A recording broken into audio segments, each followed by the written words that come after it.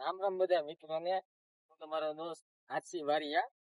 હમણાં આપણે બ્લોગ બંધ કરી દીધા હતા એટલે આ ટ્રેક્ટર આપણે કેપ્ટન લીધું હતું. એમાં એવું કામકાજ વધી ગયું હતું ને આ વિડીયો બનાવવાનો પર્પઝ એટલો જ છે.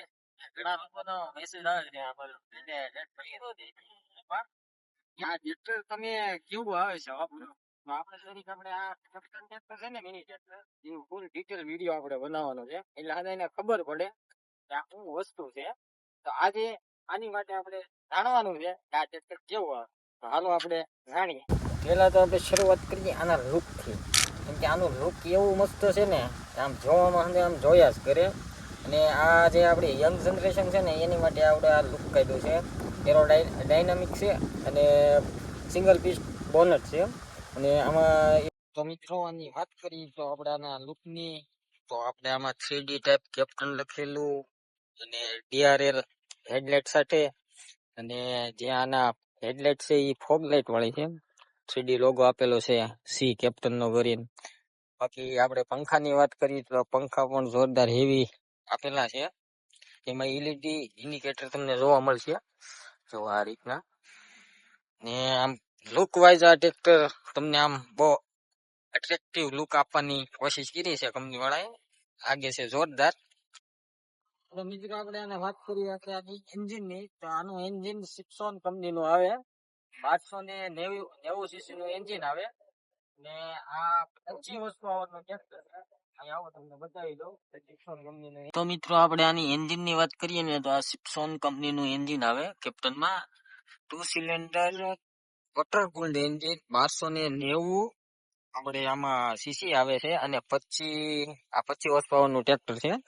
ને આમાં આપણને એરવાલ તમને ડ્રાય ક્લીનર જોવા મળી જશે. અને આનો માઇકોનો ઓલો બોસનો પંપ આવે છે, ડીઝલ પંપ, આપણે ઇનલાઇન પંપ કહી શકીએ આપણે. અને મિત્રો જો આ આપણે નવું લઈએ એટલે આ 25 હોર્સ પાવર નું છે એટલે તમને એવરેજમાં કેવરાય. આ નવું લો એટલે તમારે 2 થી 3 સર્વિસ લગી આમાં તમારે એવરેજ ની આશા રાખવાની નહીં.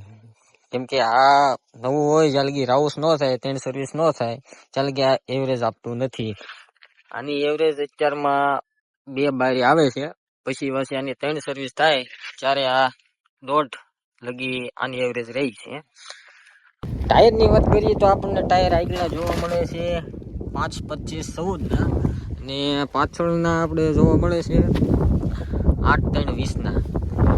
આમાં આપણે વાત કરીએ જો પાવર સ્ટેરિંગ ની, તો આમાં સિંગલ એક્ટિંગ પાવર સ્ટેરિંગ આપણને જોવા મળે છે, જોઈ શકો છો તમે. આ રીતનું એનું કંઈક સેટઅપ છે. આપણે આના પ્લેટફોર્મની વાત કરીએ તો આમાં તમને આમ પ્લેટફોર્મ તરીકે આપણે આમાં જાણી શકીએ થોડોક એવો આમાં બમ્પ આવે છે. પણ આમાં જે ડિલક્સ તમે કહી શકો ને, ડિલક્સ ટાઈપની સીટ છે અને ડિલક્સ પ્લેટફોર્મ છે. આમાં તમને બેસવામાં કાંઈ થાક મહેસૂસ થવાનો નથી.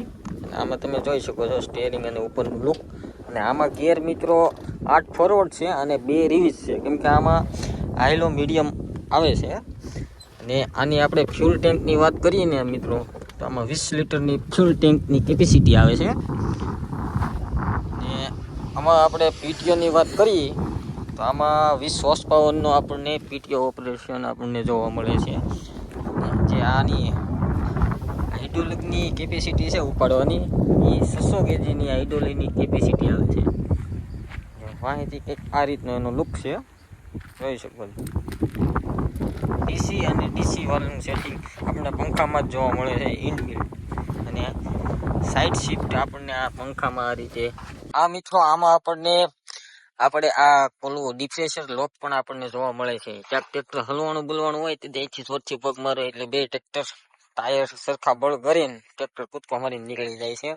અને આમાં આપણને વાહનની લાઇટ પણ જોરદાર જોવા મળે છે, એ પાછી LED જો. બાકી ટ્રેક્ટર આપણે કેપ્ટન જ્યાં સુધી મેં હાંક્યું ત્યાં લગી આપણને તો મજા જ આવી છે. ને ટ્રેક્ટરને અંદર પૂછતા હતા એટલે મેં કીધું એક લોગ આના ઉપર કરી જ નાખીએ. અને મિત્રો આ છે આનું લુક, બ્લુ કલરમાં આવે છે. અને આમાં આપણે હું મોડિફિકેશન કરેલી છે ને એ હું તમને કહું. જે તમે કંપનીમાં આ ટ્રેક્ટર તમે લેવા જાઓ ને મિત્રો, તે જે આના મેગવિલ છે ને એ તમને સિલ્વર જોવા મળશે. પણ અમને જે આ લુકમાં આ જ લુક જોતું હતું, પણ એમાં સિલ્વર મેગવિલ નો કલર આવતો હતો ને એ અમને પસંદ નતો. એટલે કંપની વાળાને કહીને અમે બ્લેક મેગવિલ કરી નાખ્યા છે, એટલે તમે પાછા અટવાઈ ન જતા. જો કંપની વાળા કરી દે તો તમે આ ટાઈપ કરી શકો, બાકી નકર તમને સિલ્વર મેગવિલામાં જોવા મળે છે. આ ટાઈપનો આપણો લુક ઓલો લોગ હતો.